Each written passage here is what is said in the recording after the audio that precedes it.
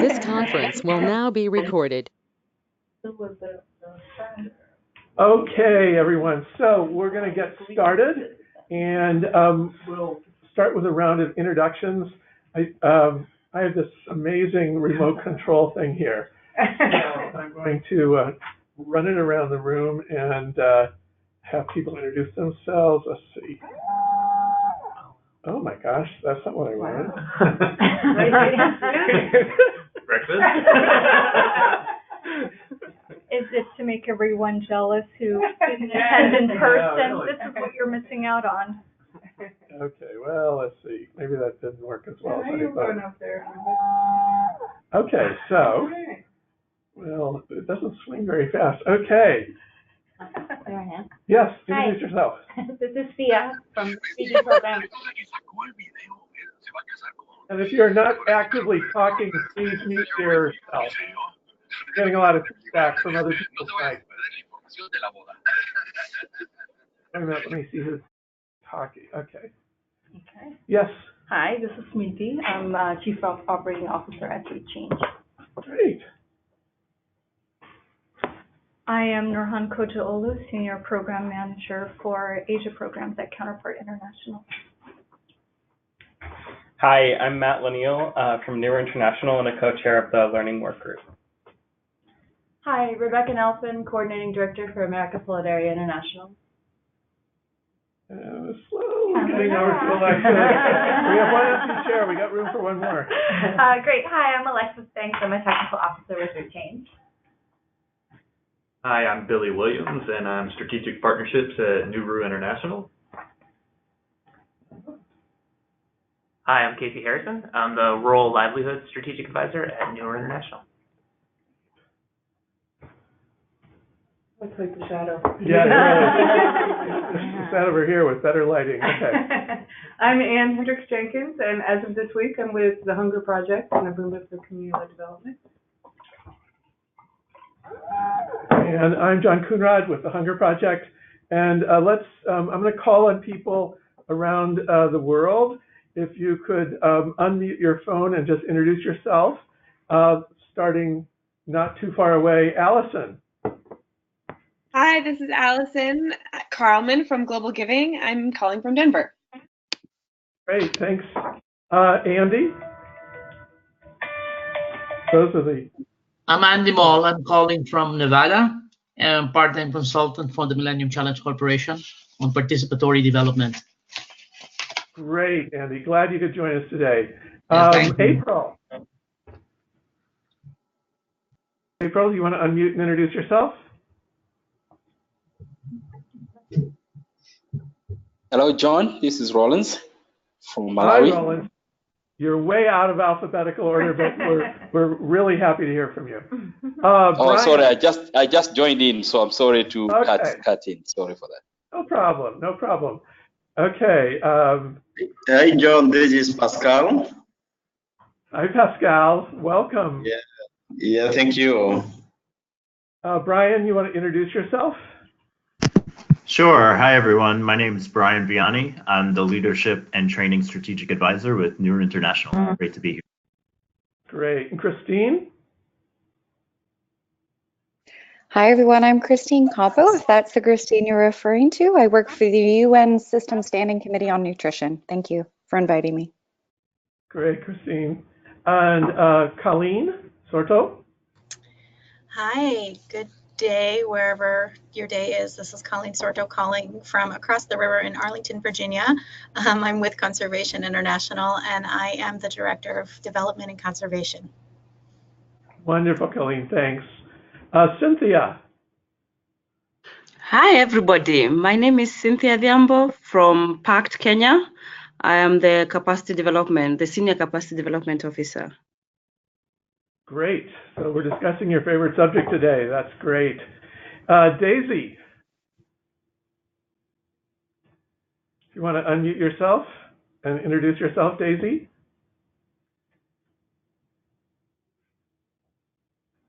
Okay, we'll jump ahead to Deanna and Sylvia. Hi, everyone. This is Diana and I'm Sylvia from the Home Break Mexico. Wonderful. Thanks for being with us. Evelina?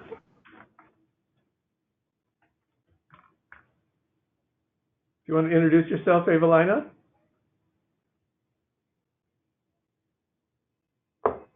Hi, everybody. This is Evelina calling in from right next to in Britain. Wonderful, Evelina. Thank you. Gerald, in Uganda?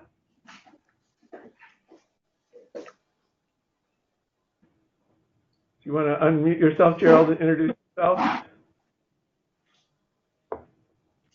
Okay, moving right along to Jennifer, One Village Partners.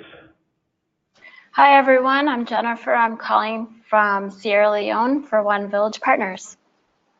That's great. We're delighted to have you. Liz. Hi, this is Liz Fanning with Africa and Washington, D.C. Okay, Liz. Lorena? Hi, I'm Lorena from the Hunger Project in Mexico. Great, Lorena. And Marissa?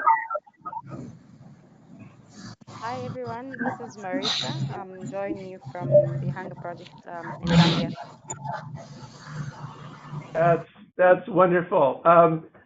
And Alice has just joined us, and I was hearing her online. Alice, do you want to introduce yourself? Yes, my name is Alice Kamau. I'm calling from Rwanda. I'm the country director for FH Rwanda.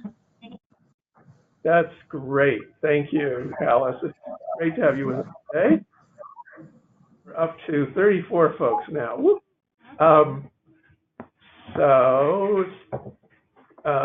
Okay, Monse, are you there? Yes, good morning, everyone. I am Monse from THP, Mexico. Great. Pascal already introduced himself. Paul, do you want to introduce yourself?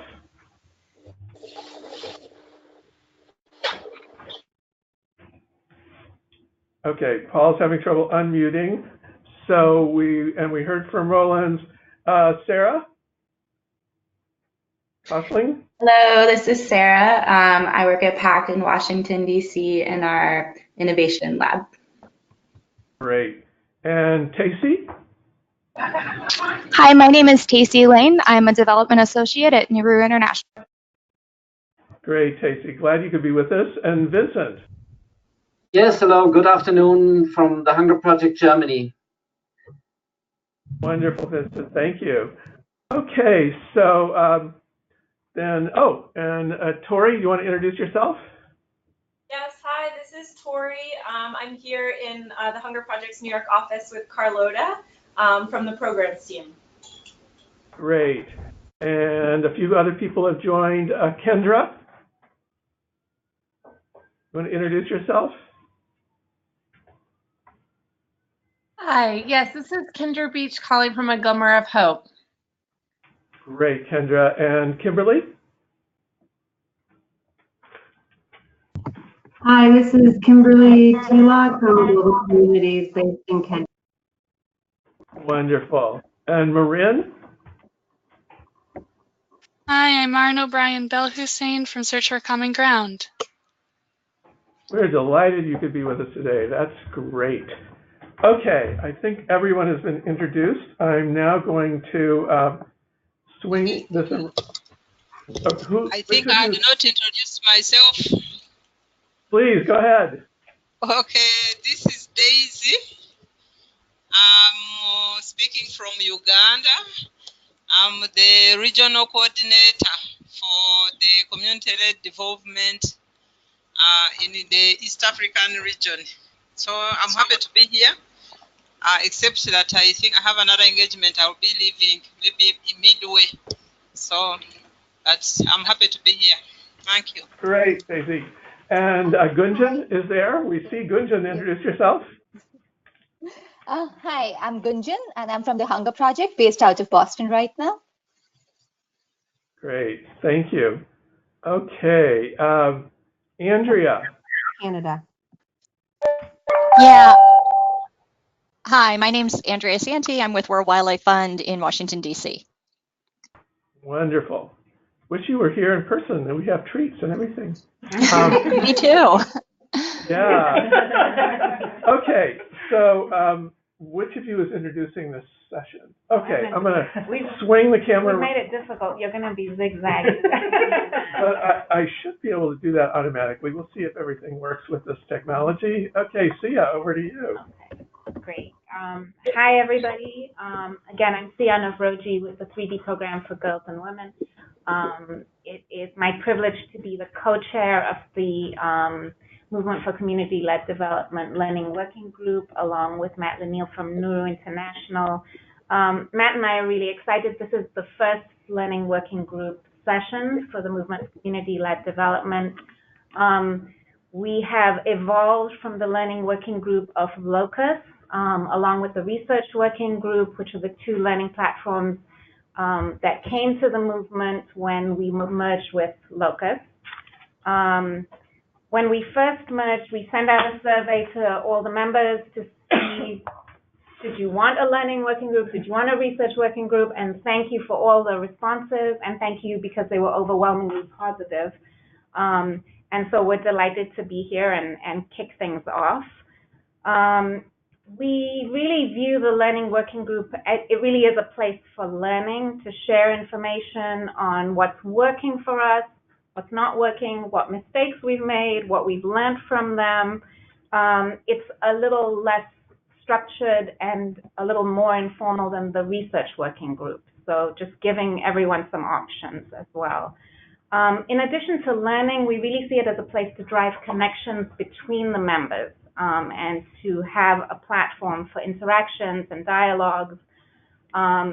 We realize that 1 hour is not a lot of time, so Matt and I really view these events as sort of catalysts, and we're hoping that they spark more interaction either through the Movement of Community-Led Development, through Slack or through our ongoing phone calls or other activities, or even behind the scenes, bilateral small groups, but we're hoping that it really can be a catalyst for connection as well as learning.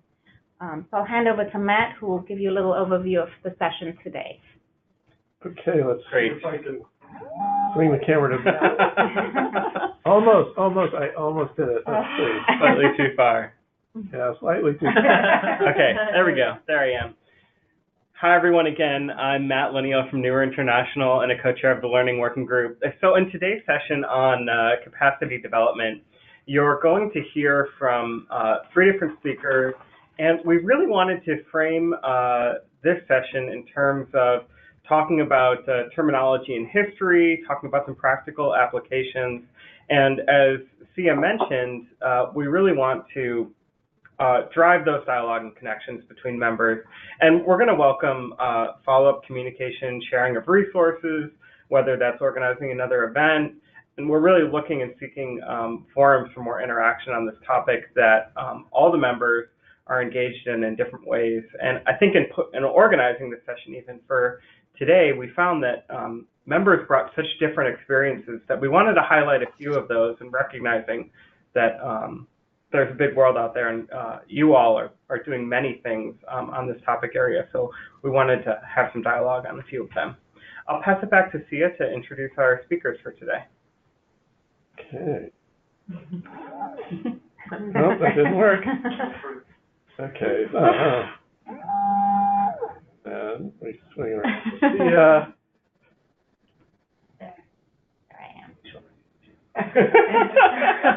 Geospatial, we need all you to give us your phone number so we can track you. I think John sent out the session agenda as well as bios for everyone. So I'm not going to spend a lot of time because we want to hear from all the speakers. Also want to have as much time as possible for discussion. But we're going to start out with Brian Biani, who's the Leadership and Training Strategic Advisor at Nuru International. Brian has 10 years experience creating participant-focused training materials with organizations in East Africa and in Asia. Brian, before I hand over to you, just a word of warning that I am a terrible timekeeper, so please, we would like everyone to stick to 10 minutes. I'm a terrible timekeeper just because I get so excited about what I'm hearing. But 10 to 12 minutes is the maximum, so we can move into discussion. Okay, Perfect. Brian, over to you. Thanks so much. Thank you all for joining us today. I'm going to share my screen, and I hope you'll be able to see the PowerPoint. Does that work? Is that working for everybody? It's not here yet. Also, Okay. turn on your camera if you would. Okay, sure. Yeah, let me do that also. There we go. Okay, shared my camera, and hopefully that works. Okay, there we go. Okay, there I am, and sharing the screen. Let's see, trying to do that. Sorry, let me try one more. Okay, maybe this works. So are you guys able to see the screen or not? No, but I have a copy. I have a copy of your deck, and I can pop it up here. Okay, perfect. Yeah, that's easier then. Yeah, So sorry about that. And I will share this screen again. And this might be, just in general, the easier way to do it. Yeah. There we go. Okay, perfect. Great. So, yeah, thank you all for joining us for this discussion about capacity development. My name is Brian Vianney, as mentioned. I'm working with Nuru International. And so I wanted to talk today, I wanted to cover sort of a historical perspective of capacity building to capacity development. I wanted to go over some definitions and different approaches. I'm going to provide some historical background. I'm also going to review the difference between capacity building and capacity development. And then I'm going to present a very brief example of Nuru's capacity development experience and sort of our evolution in that space. And then I'm going to provide some perspective on how capacity development can really help support movement for community-led development. So I'll leave some time at the end, and I have a few questions that I wanted to start with. So slide number 2, please.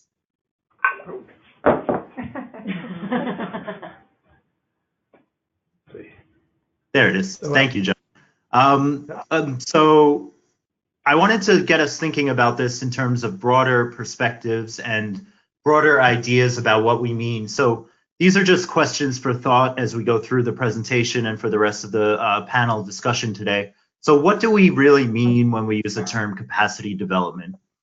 Second, is there confusion about capacity development's meaning within your team, organization, or even in the sector in general? I'll touch a little bit about how this came about in Nuru in terms of different ideas of what capacity development means to different people, different organizations, different sectors as well. So these are just 2 questions I want us to think about, and then we'll kind of think about these throughout the rest of our panel discussion. Slide number 3, please. So I wanted to start today with a brief background about some of the historical trends around capacity building and capacity development. Slide 3, if you could go back up. Oh, sorry. No problem, yeah. There we go. Thank you, John. So capacity building originally started in the 1970s, and it started as a term used by US government agencies. And it was a term that was used to designate local government agencies who weren't doing the things that the US government wanted them to do. And so it was initially used by governments. It was used as a synonym for management improvement. It was believed that people lacked certain skills or knowledge, and that recipients had perceived shortcomings in certain areas, specifically around management and specifically around project management, planning, and sort of operations of US government activities. So initially, capacity building started off where recipients were very passive in how they were receiving capacity building training. And it was viewed that you were building from nothing. You were starting from scratch. This sort of took over the development space in the early 90s. a lot of development organizations, the World Bank, USAID, UN, began to take on this similar mantra of capacity building, and they spoke around institutional systems. In 1993, the World Bank said that capacity building is the missing link in African development.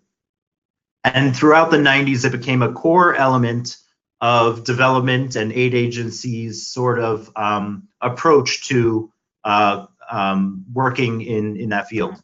In the 2000s, it began to shift from capacity building to capacity development. It began to take on more an active approach. And in the mid 2000s, pretty much every agency had some type of capacity development in their goals, in their strategic vision, the UN and other type of organizations related to that. And now presently, we're focusing more on capacity development, focusing on specific types of localized capacity. For example, resilience. We're focusing on local ownership of the process and focusing on making that culturally relevant. So what are the differences between capacity building and capacity development? John, if you could go to the next slide, please.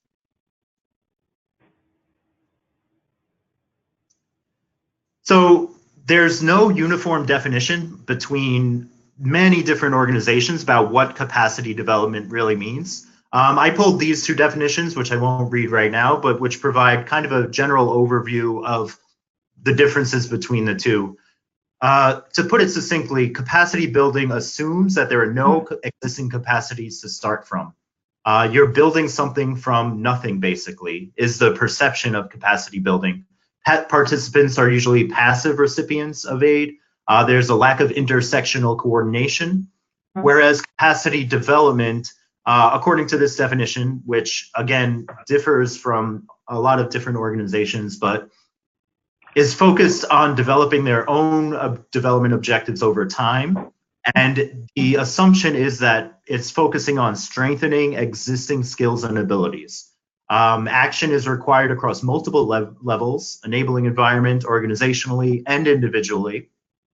And most importantly for us, external partners do not own this process, but rather support the capacity development of the participants. This is just a very general overview. I have more resources at the end of this presentation, which provide a little bit more background. If you could go to the next slide, please. So, three very specific questions to consider. Is the shift from capacity building to capacity development just, quote, old wine in a new bottle? Or is the shift in terminology a realization that local solutions are essential to achieving localized impact? How can we ensure a unified understanding, messaging, and application of these key terms? As I mentioned, currently there's a lot of difference between different capacity development definitions. The UN, World Bank, World Food Program, all of these organizations, USAID, FAO have very different definitions of capacity development. So how can we ensure a unified understanding of these key terms? And then finally, how can capacity development support community-led development? Just something we can think about. I want to touch on a very simple example from Nuru's experience. If you can go to the next slide, please. Nuru International. Yeah, that's it.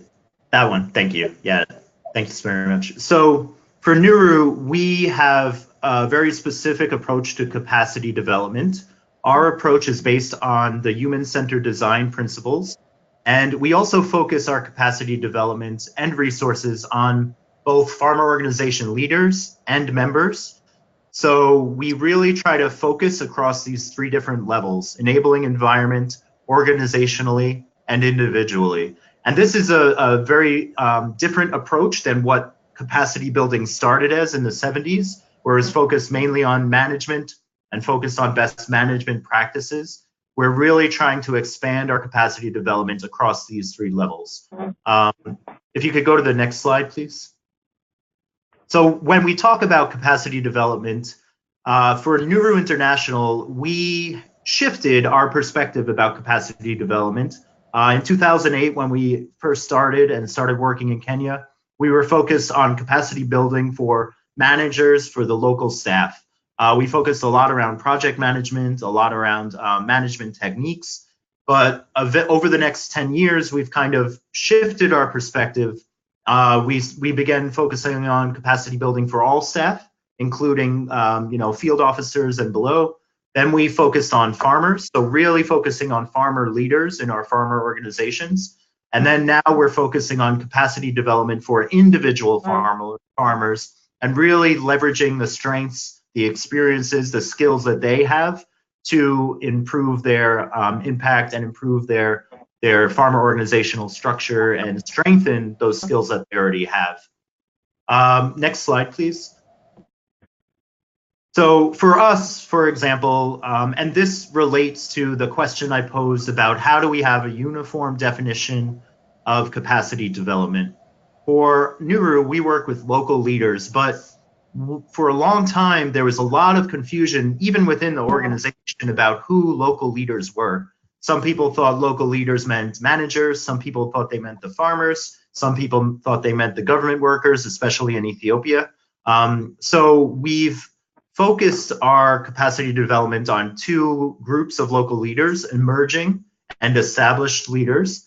Emerging leaders are people who maybe want to have a bigger influence in their communities, but have not had the opportunity to leverage their strengths and experiences. For example, farmer organization members, healthcare volunteers in Ethiopia. And then established leaders are people who have had experience influencing their community. And those include farmer organization board of director members or program managers in Kenya. So next slide, please. I'll stop there. I've included some additional references if anyone is interested.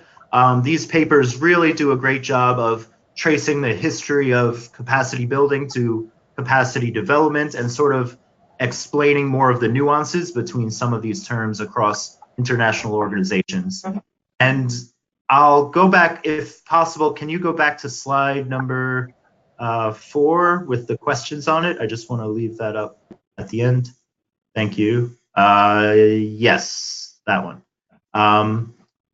So yes, I'll end here in the interest of time and allow other panelists to speak, but I just wanted to emphasize that these questions are something that is really important for us to consider, and how we can leverage capacity development at the individual level to leverage individual strengths to improve greater impact in the communities in which we work. So thank you again for your time, and I'm happy to take any questions later on as well. Thank you. Great. Thank you so much, Brian. You get a prize for staying within time. And we will be sharing all the slide decks, so you'll have a chance to dig a little deeper with those resources if you want. We're now moving to Smriti Lake, who's the COO at Root Change, where she oversees operations. Smriti's led and supported organizational and system strengthening work in Africa and in East and South Asia. Over to you. For all of you who maybe are not that familiar with Root Change, just a brief introduction. We're a nonprofit organization based in DC, and we design tools and experiences and interventions to support local organizations to achieve their mission towards social change. Now, that's a really lengthy definition. If you'd asked us like 10 years ago, what's Root Change, we would have probably said, we're a capacity development organization. But then, alluding to what Brian was saying, that there's no common understanding in terms of what, capacity development is, and we kind of were like a little bit, hesitant to use that umbrella to define us. For today, I'm going to talk about Root Change's self-facilitated capacity development approach, and I'm going to use examples from. You can go to the next slide. And I'm going to use examples from Malawi, Nigeria, and Latin America, Asia, and Africa. Every Root Change's capacity development interventions is actually anchored on self-facilitation for capacity development. So You can go to the next slide. Social physics, ooh.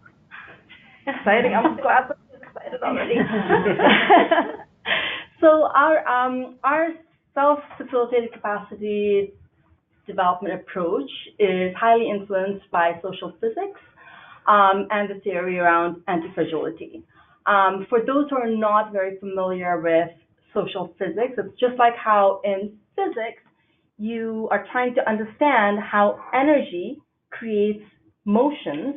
In social physics, you're trying to understand the flow of ideas and interactions and how that influences behavior, right? So we look into like social networks to create an environment where learning and capacity development can happen. So how do you create these constructs where learning happens naturally?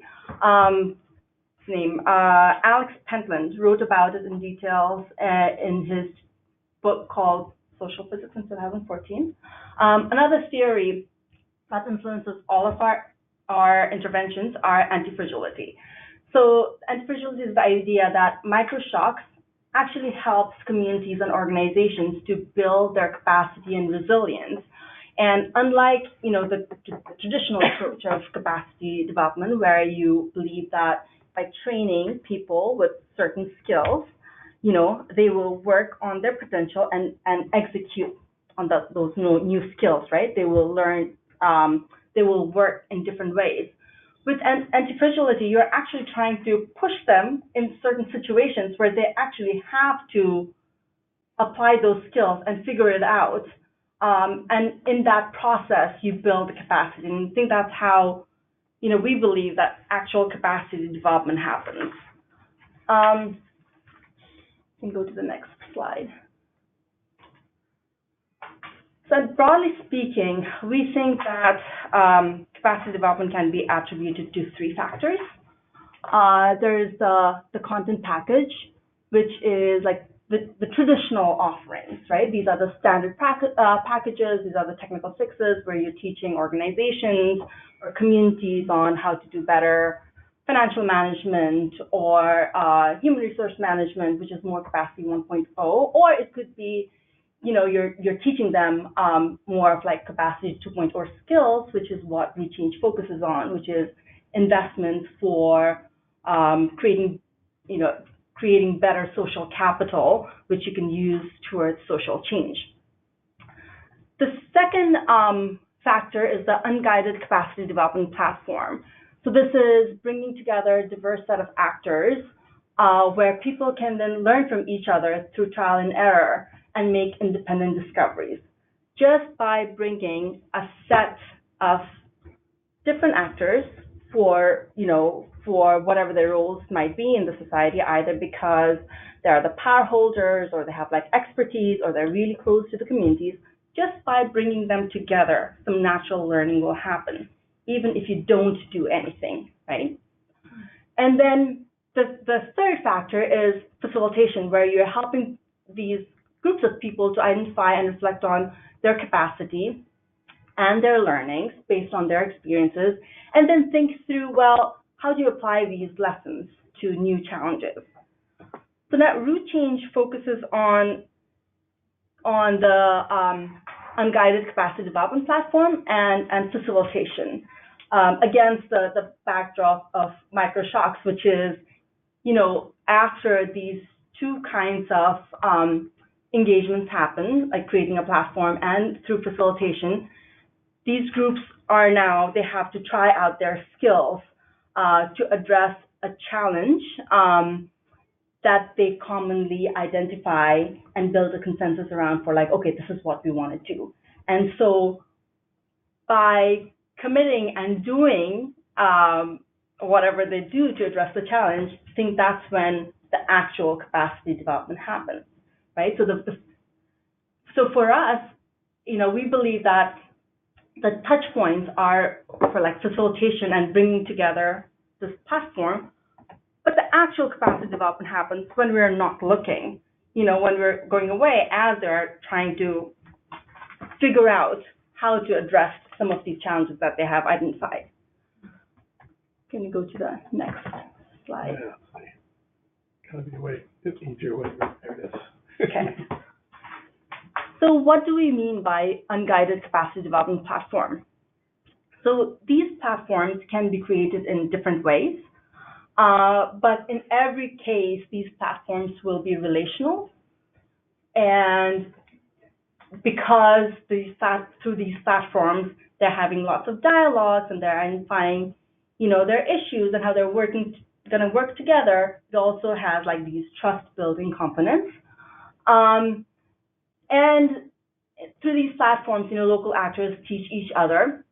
And these platforms can be autonomous and self-sustaining, as we have seen in Malawi. In Malawi, we have set up social labs in North and South Malawi. And social labs is just a way of saying like it's a platform where diverse actors from the community comes together to identify their challenges towards localizing development efforts.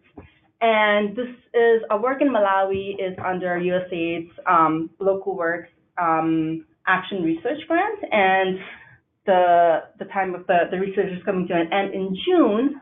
But the communities have decided, this platform was actually really helpful to them, and they have raised money both in northern and southern Malawi to keep these platforms going. Another way to create these platforms, one of the ways that we have created this platform is through the collective impact model in Nigeria. In Nigeria, we just wrapped up a USAID project, which is strengthening advocacy and civic engagement. It's an advocacy, it was an advocacy project to support 17 different clusters of organizations to push forward their issue areas. And then we also use like strategy matrix in Nigeria, which is bringing together these actors working on common issue to look at, well, what are the different activities that they're doing? What are the different strategies that they're applying towards this common goal? So that's why they come together. But by coming together and having these like defined discussions, they do learn, from each other, and they strategize, okay, what we're doing here is, redundant, or it's not complementing, the bigger goal of what we are there to achieve. So this platform helps in the exchanging of ideas, and in Nigeria, we have heard from our local partners that a lot of these organizations have decided, the strategy matrix was actually really helpful, and they're going to use this platform going forward. Children International. So we're working with Children International to support their agencies in 13 different countries to help them make a transition to become like more localized agencies. So Children International, like a lot of NGOs focusing on children issues in the 80s, was like more of like sponsorship focused organization, and now they have pivoted and they're becoming more like programmatic organization, which means each of their country office has to come up with their strategies and activities based on the context, and so to generate like new ideas and build capacity of staff, we have created these like lean experiment teams, which are teams of staff working on like an issue or a program. And we have also created like these learning committees, which comprises of staff who will facilitate reflection and learning in the organization. So these are just like, you can, the whole point is like you can create these platforms in very different ways. Now, as we discussed before, facilitation is short targeted interventions, which works best when it's facilitated by local actors. Root change, when we start any of our engagements, we usually start with like co-facilitating with local actors, and we'll slowly hand over the reins to the local actors. Our local partner in Malawi does like an incredible job of facilitating dialogue among the social lab participants. So the main task of facilitation is to help these groups to reflect on their capacity, learning from their experience, and then applying those lessons to the new challenges that they identify. Oh, okay. Good. All right. And then there's like the content package, which is like the traditional approach where you're building the skills in different areas. It could be human-centered design that Brian mentioned, or critical thinking or feedback. This is like more like providing content to build their capacity. So we'll move on to the next one. Next slide. Yeah. So, all the convening platforms and facilitation new concepts actually culminates into the lean experiment, or like, we can also call it like micro action, something that the teams decide to work on together, and it's builds capacity or develops capacity by just doing it. And so what is different about self-facilitated capacity development is that it focuses on like the actual doing part. Then you're preparing them for a scene that's like it's a potential scenario that they will use their skills then to improve something. They could potentially do this. And like I mentioned before, we think that the actual capacity actually happens in between these touch points of like facilitation and bringing together of the actors when they are, these diverse sets of people are working together to figure things out. Thank you, Smriti. I feel like we could do an hour to learn and hear more. So yeah, I definitely feel like a catalyst has been sparked here. Our last speaker is Nuhan Kojaolu, who's Senior Program Manager at Counterpart International, where she manages the implementation of their programs in Afghanistan, Azerbaijan, and Bangladesh. Nuhan brings extensive experience working on civil society strengthening in Asia. Over to you. Thank you. I completely agree. 10 minutes is a really limited time. Very challenging. Let me get your slides up here. About capacity building and capacity development. Do you maybe want to move that water bottle just so? This one? Yeah, the camera was just really carrying our. We need to do a little. Okay. Would you mind passing the sweets over here? Yeah, really. Keep the food. Far away. Okay, here we are. We've got slides and we've got Nurhan on camera. The technology is working and the treats are circulating. Go for it. For those of you who may not be familiar with Counterpart International, Counterpart is a nonprofit organization that came into existence in the mid-1960s. Originally through a thrift shop in the South Pacific, and it was formed together in partnership with a Maris priest and a Hollywood actress who wanted to do community engagement in a part of the South Pacific region that they had both visited. That eventually led to where we are now, over 50 years later, which is an organization that currently has about 34 projects in 22 countries across Latin America, Asia, and Africa.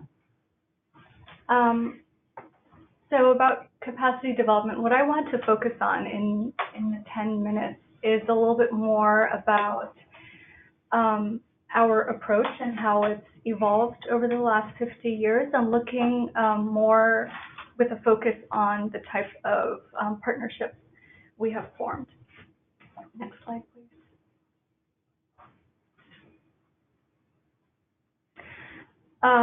From the get-go, our approach has always been promoting local ownership. And how we've done that has really been an evolutionary process. Our strategy has always supported the four main components, which are accountability, institution building, partnership development, and then the ability to replicate and then scale up what we do. Next slide, please. It takes about 2 seconds for it to go to Ohio and then back to our... Well, it's nice that it's, you know, gradual. As mentioned, what started out in the South Pacific was really sort of very local and grassroots level community engagement projects that over then the next several decades, especially when we moved into the 1990s, shifted to, especially when counterparts sort of experienced a boom in the 1990s when it moved into the former Soviet state regions where organizational development became one of our biggest approaches and tools, which was taking, you know, partnering up with an organization, really looking at, one, how do we promote their efforts of what they're doing in that in terms of strengthening their internal capabilities, such as, you know, management, human resources, communication, HR, so that they can better serve as an organization. Our experience back then was finding,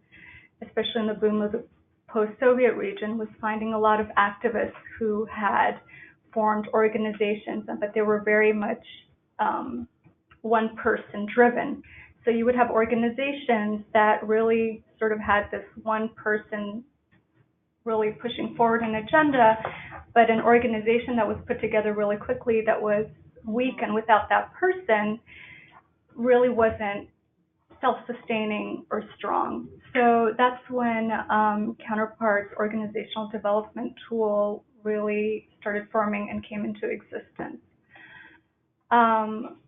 Moving past that stage into the early 2000s, we began in Central Asia and also in South Asia, having several iterations of follow-on projects where we either through new funding or a new project or a follow-on continued engaging in the country. This gave us the opportunity to work again with partnerships we had already formed that may have temporarily ended with the end of a project, and then partnering up with them again to not do the same thing that we had been doing, but realizing the potential of, well, these partners or these recipients, what started out as recipients of you know, grants, trainings, technical assistance, progressed into now these more experienced and mid-level sort of tier organizations that didn't need the same type of tools again, or tools were somewhat not outdated, but they needed adapting. And the best way to do that was actually working more in partnership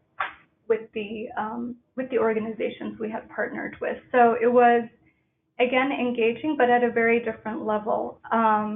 During that period also came the existence of what we call sort of our ISOs, or organizations that were really institutional strengthening organizations that actually took what we had given them in the previous iteration of project, and then working with smaller, more grassroots level organizations and cascading what we had provided them with. So whether it's grants, they started providing seed grants. They were doing the organizational development, and they were the ones who were really building the capacity of these smaller organizations, which was actually giving them more of a sense of ownership and leadership to drive forth the civil society agenda within their own countries. In the more recent years, so in these last couple of years, another evolutionary step was when several organizations that we had worked with over at least a 20-year period came to us and had sort of an idea that was sort of more self-driven, which was basically looking to us as a guide to help co-create and co-design projects and initiatives, especially in the areas of closing civic spaces, which has become more of a burning topic in the last couple of years. This led to us those are the last two are the examples I will be using of what it has meant for Counterpart and the partnerships that we have that have evolved. Next slide, please.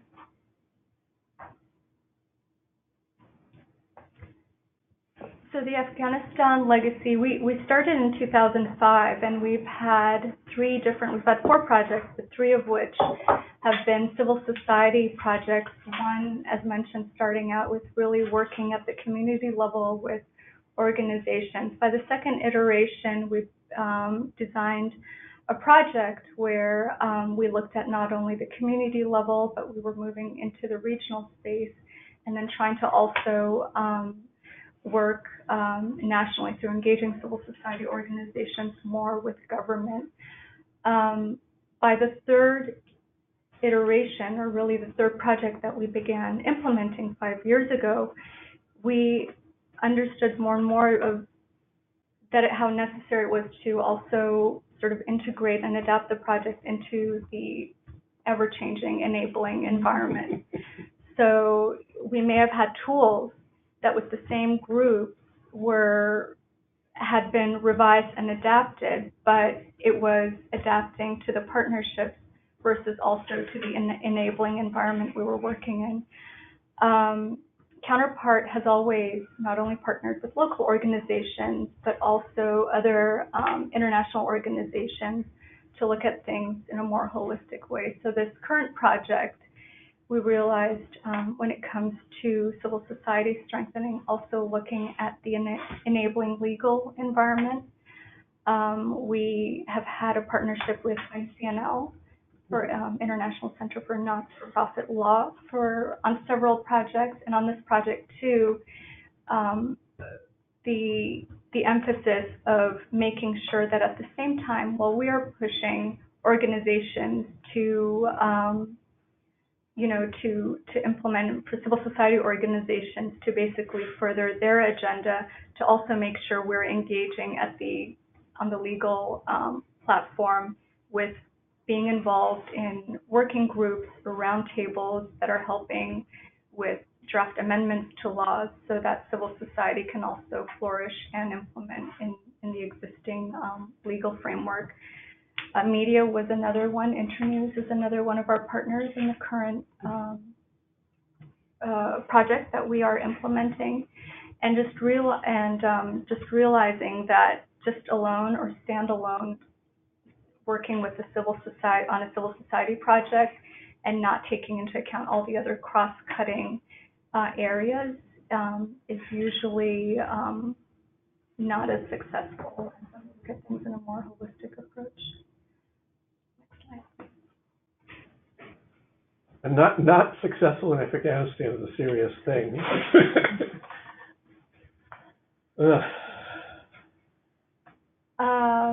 So the Innovation for Change project is the project we actually started a couple of years ago, where Counterpart, instead of being the one implementing the project, has partnered with a lot of its former organizations across the globe, in Asia, in Africa, and in Latin America, to establish hubs. We have a hub in South Asia, we have a hub in Central Asia, West Africa and East Africa, and then in Latin America. And what these hubs have been doing is they're a cluster of different organizations who have been identifying the needs to address closing space and what kind of tools and resources they may need. So instead of us coming and putting together a work plan every year, it's actually them, each region for its own, developing an agenda, developing a work plan.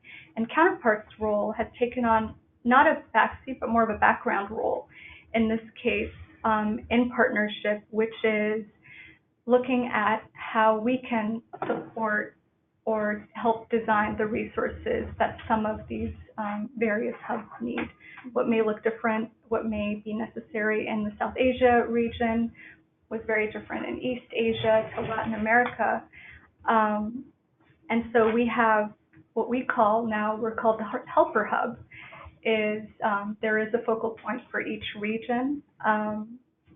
And then there are innovation specialists who are designing various tools. I didn't include it on there, but there's a separate website for this project called innovationforchange.net.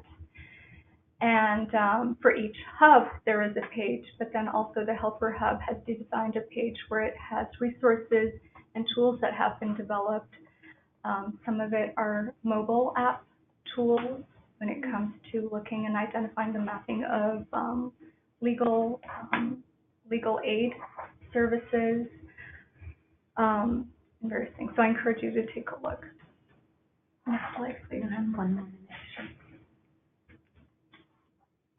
And that is also the last slide. Instead of going into each of these points of what it is that we have learned, I wanted to focus mainly on one of the last points, which is the local buy-in.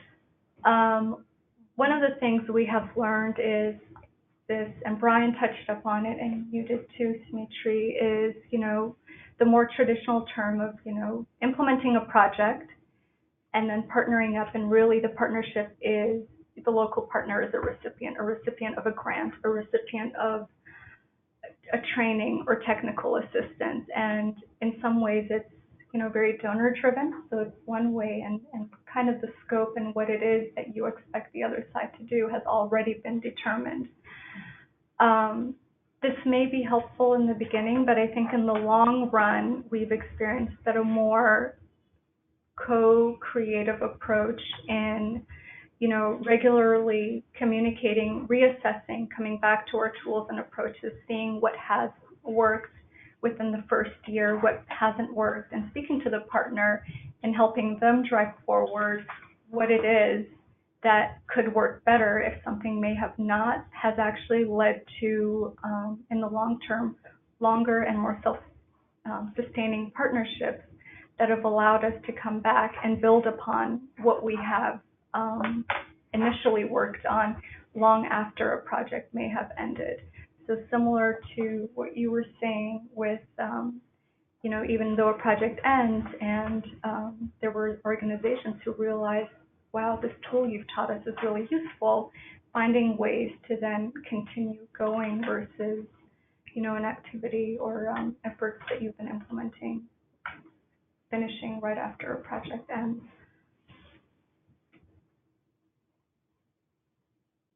In short.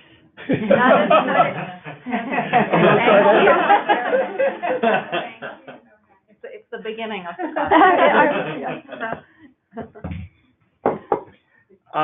fantastic. John, I'll just offer a closing word. We're almost at the top of the hour. Thank you to everybody who joined us online, who joined us in person. Thanks to our panelists. I'll just do a round of applause virtually and in person. Really appreciate all your time and preparation. Brian, who's joining us online as well.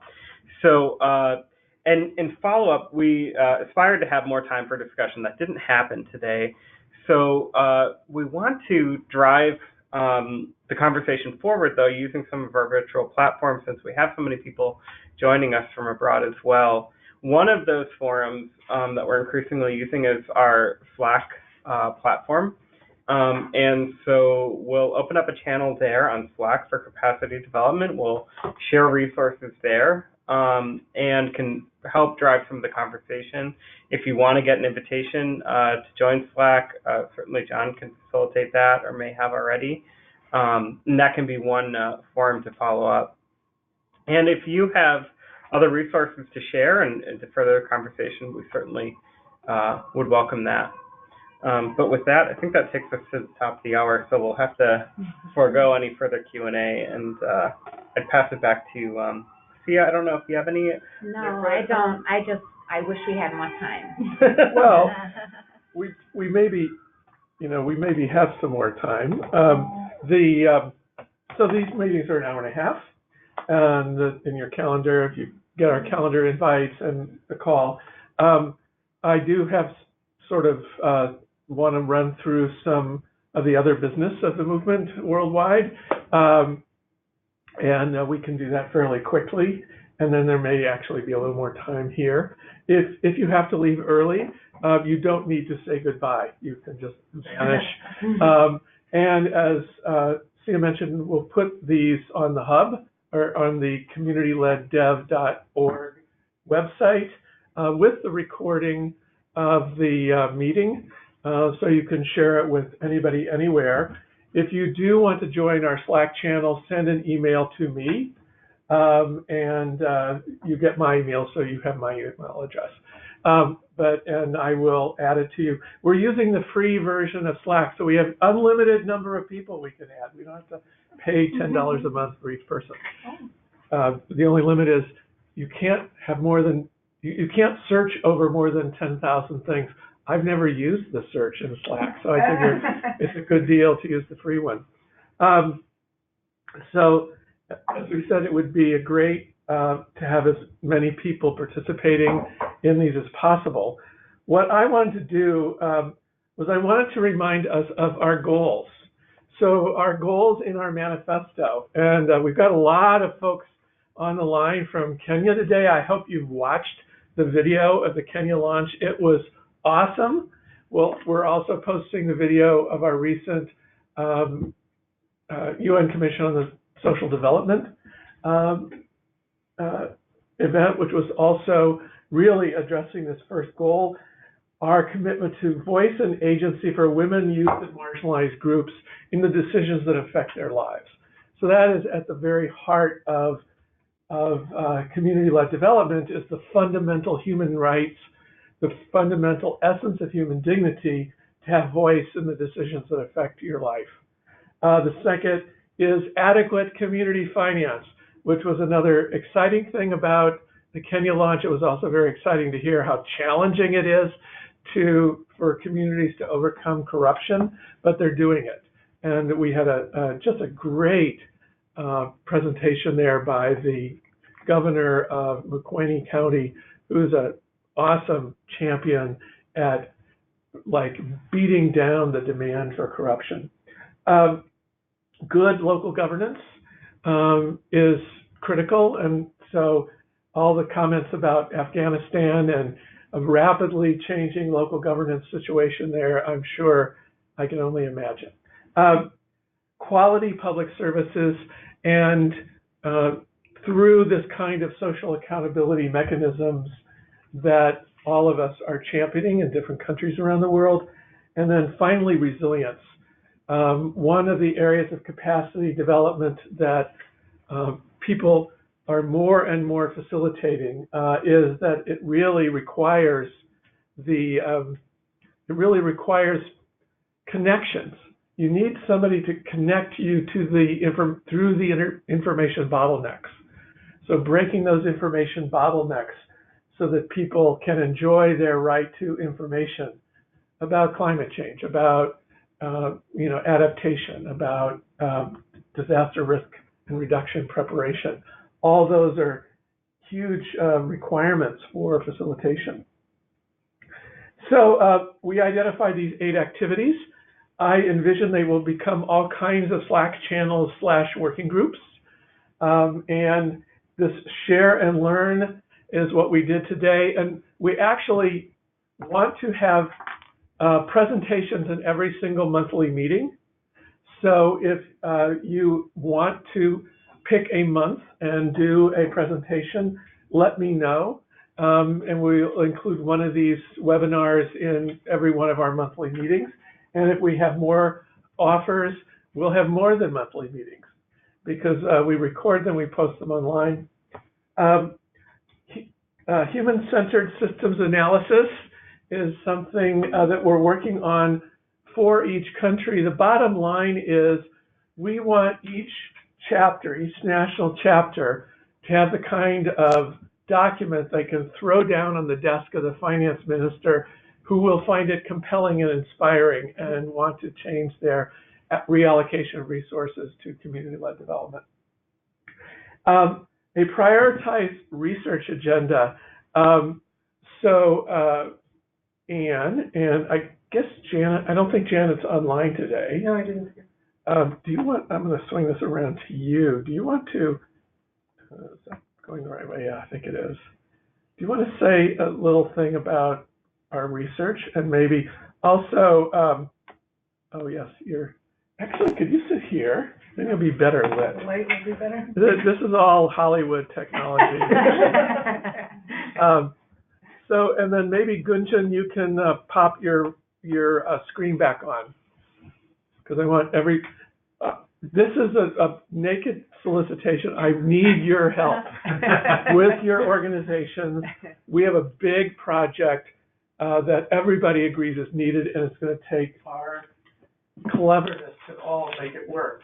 So why don't you introduce the subject, Anne, and then Gunjan can say what she needs. Okay. Anne Hendricks-Jenkins, co-chair of the research working group. And those of you who have known me a little longer, I spent a lot of years with Core Group, which was a community practice that focused on advancing community health approaches.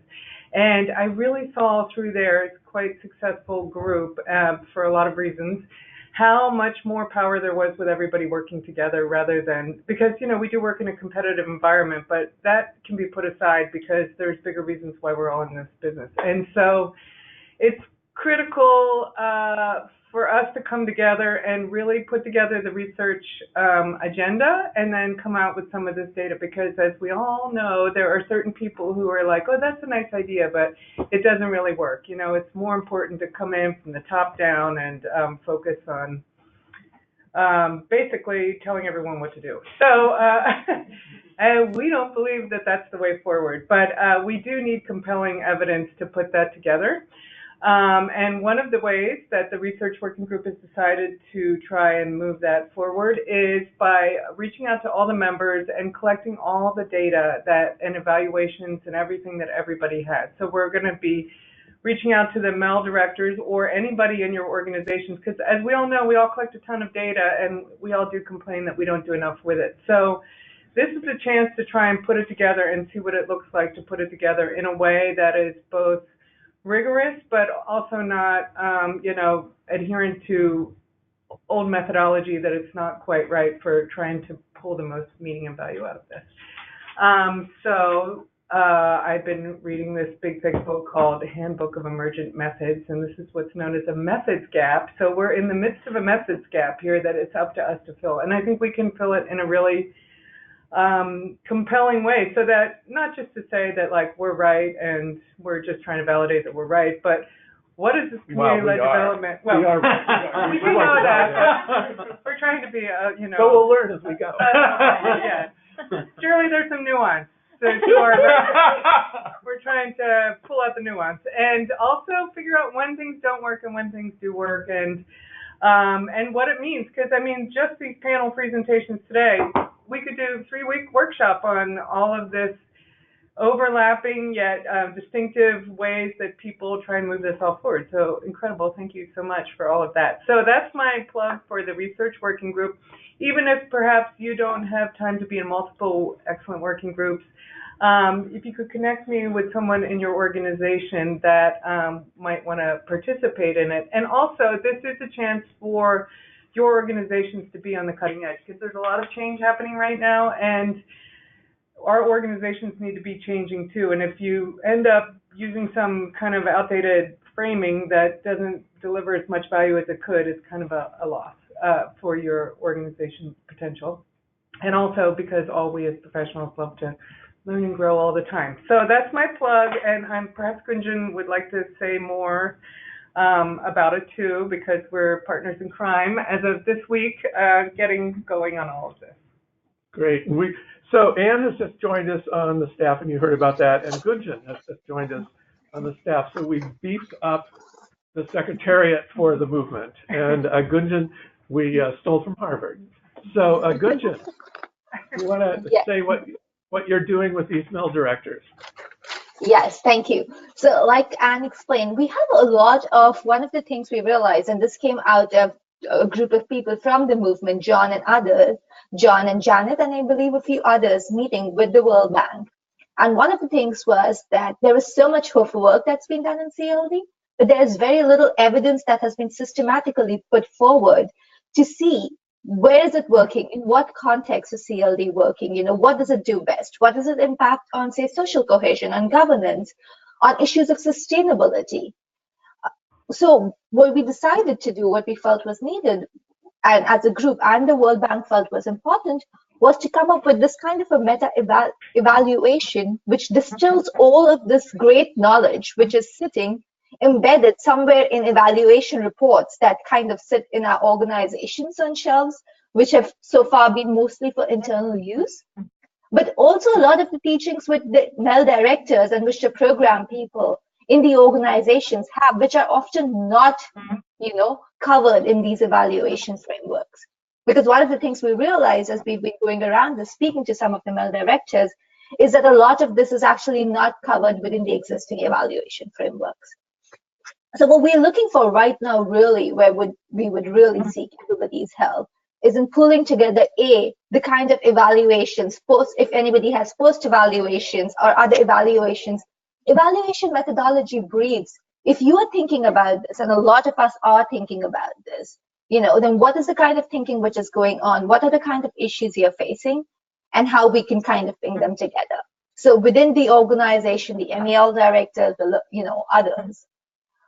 So we would really, and I think what we will do is that we are going to contact everybody and create a place where we can collate this information and data and reports. But if you could share reports, if you could share observations, your thinking on this, it would be very, very helpful as a first step. And then, yes, we are hoping to put this together in the form of a group, a small group, which can also, John, do you want to talk about that? Well, yeah, go ahead. Well, let's see, I can do that. Yeah. Let me push these buttons. Oh. There we are. We're looking to create a lot of working groups, a lot of advisory groups. So we're looking at creating sort of a high level, we're not a separate organization, so we don't have a board, but like the people who are really the highest level CLD champions, like Scott Guggenheim, who's the Mick Jagger of CLD, and other people like that. I don't know if Chi made it on the line. She's in Myanmar today, but she has really done this kind of work. So we're looking at creating sort of a high level advisory group to us as a movement. So nominations are open. You can email them to me. And then we're also these MEL directors that Gunjan is speaking to.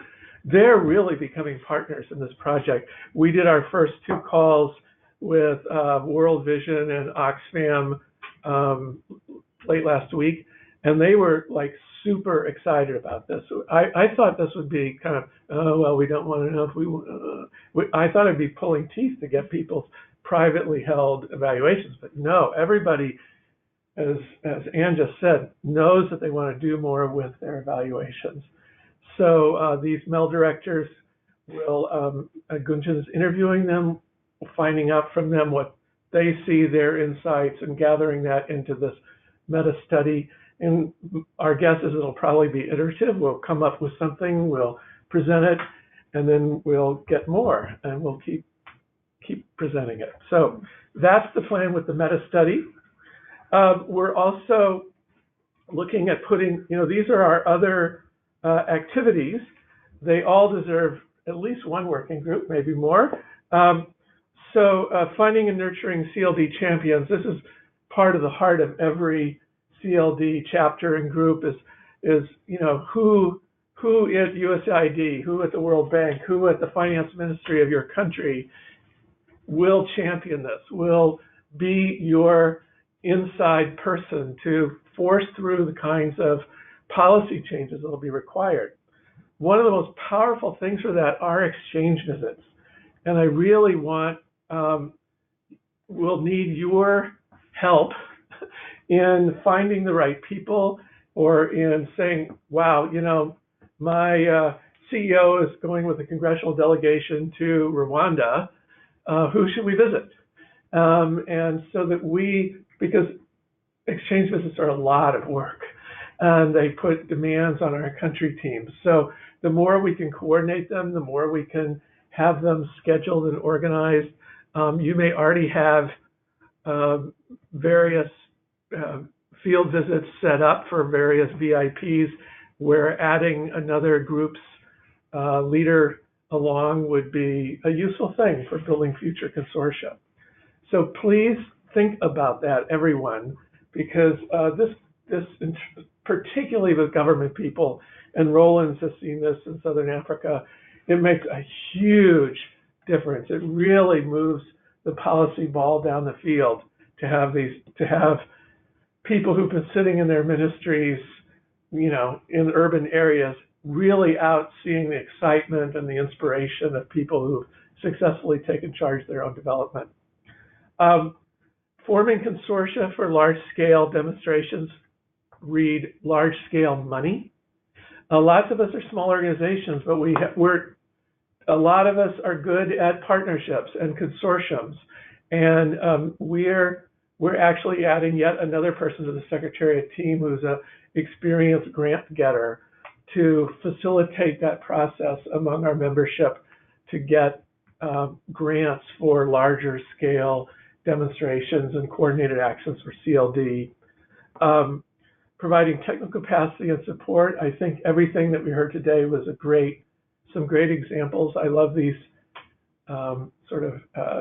distinctions that we had in capacity development, but then how to organize ourselves to do that in different countries and different arenas could be a great opportunity. And then finally, improving the laws, policies, and programs to bring CLD to scale. All of that is in service of that. So this evidence, our learning, our ability to work together, which, as you know, is hard. Working together is hard, but it's worth it if you're committed to scale, and this is a movement that's committed to scale. So there are, normally on these calls, we do a whole trip around the world, hear from different countries. Because of this special session, we can't do as much of that as we wanted, but I did want to invite our regional directors. If you have any short updates you'd like to share with everyone, just unmute your mic and shout it out. Roland's or Daisy or Pascal or Lorena. Anyone? Cool. Well, then anyone else? Anyone wants to ask anything, say anything, share anything with the whole group? You just have to click on your microphone that says it's muted and it will unmute.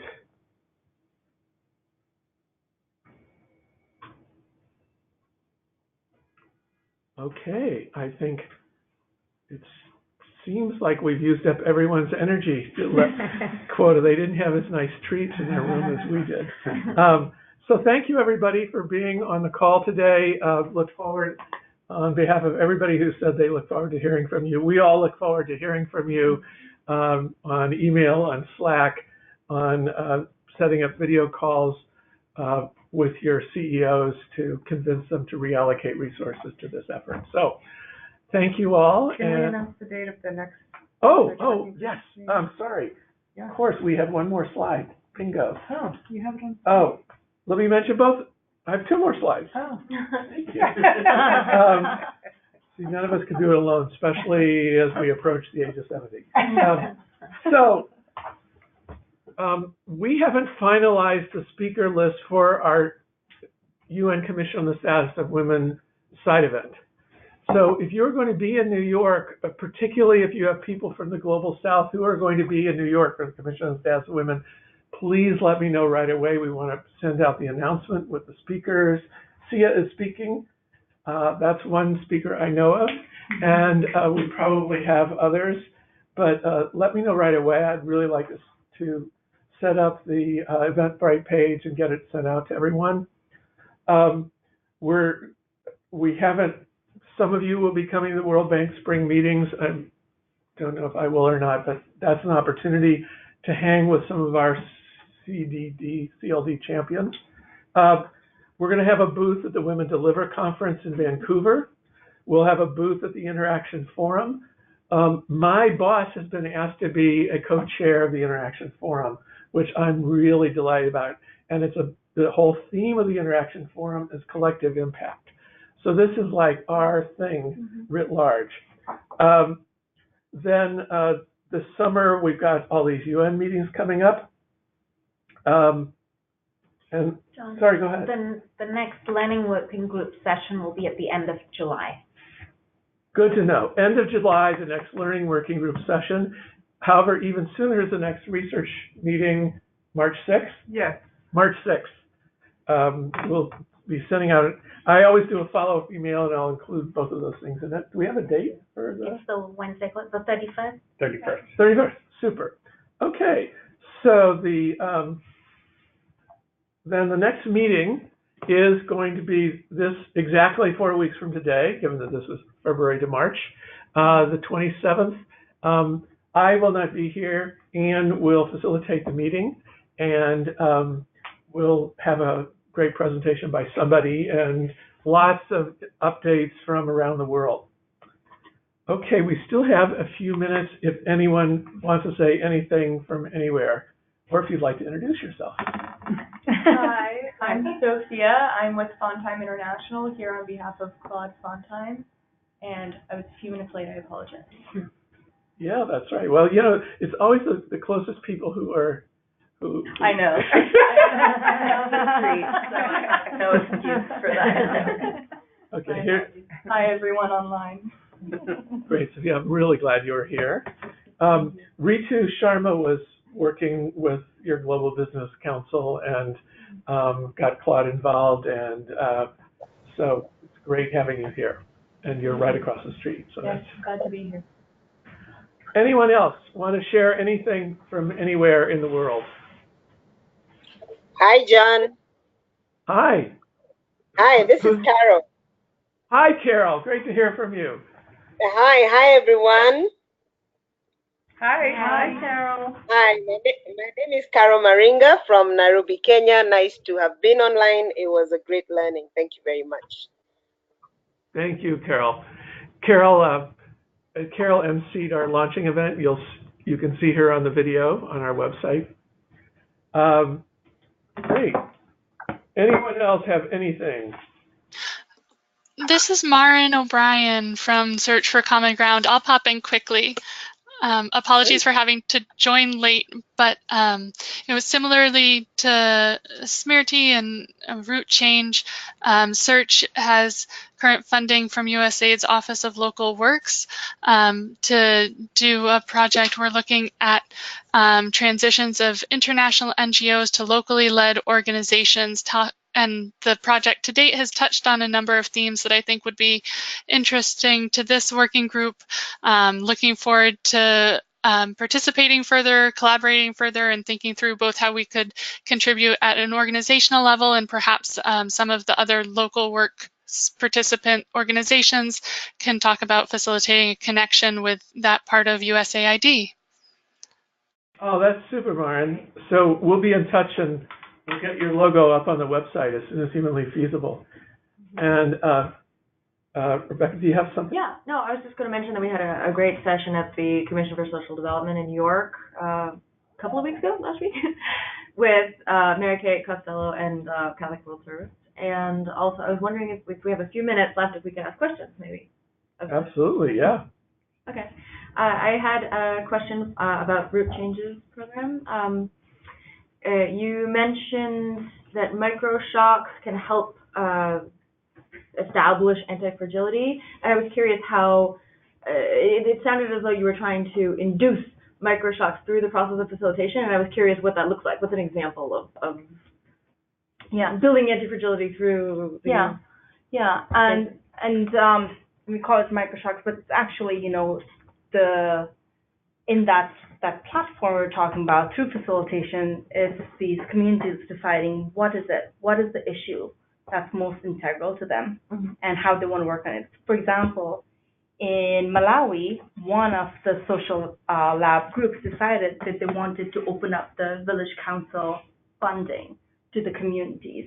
And so they will, they mobilize to work on it, which is like going out and, talking to the communities on what are the priorities. And then in the process, they figured out, well, communities don't really want to come and participate in this meeting without any per diem because we have kind of, spoiled the standards for for a lot of these communities. And so then, they had to figure out, the social lab had to figure out, well, what do we do about this? And then their idea was that, well, we'll run a competition. They called it like innovative idea competition or something, to solicit ideas on like, well, how do we address this? How do we get communities to come and participate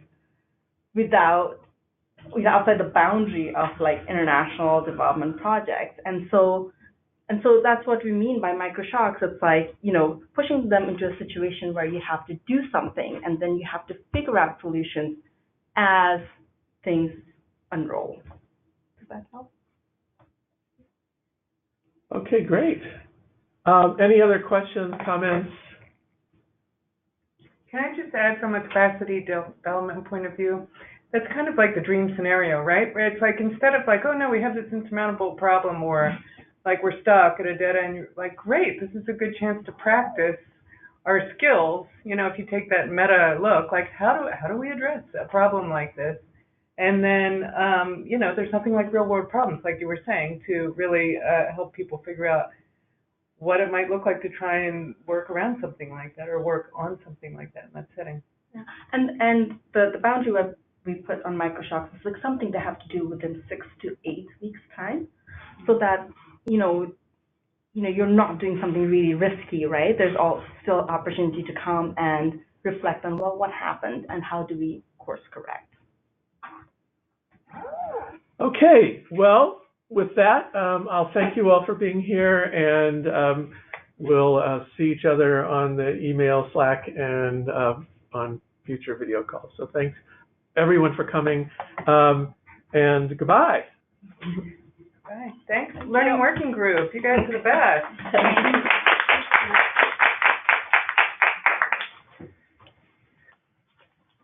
All right, John, you're a master of technology, that's for sure.